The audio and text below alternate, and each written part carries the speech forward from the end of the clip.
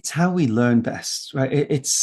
There's obviously a role, and there's in the space of learning that's more about telling, absorbing information, but really when it comes to facilitating, it's not a lecture, it's not a talk.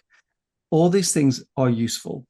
But when it comes to facilitating, I see this as a valuable opportunity for helping people learn by doing.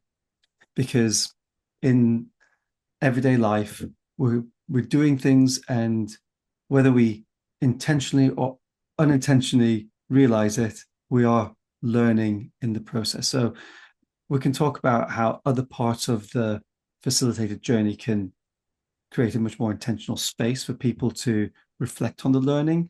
But the experience is a thing that really gets people to have reactions, thoughts, feelings, all come up, which gives you all the useful information to guide people towards their aha moments.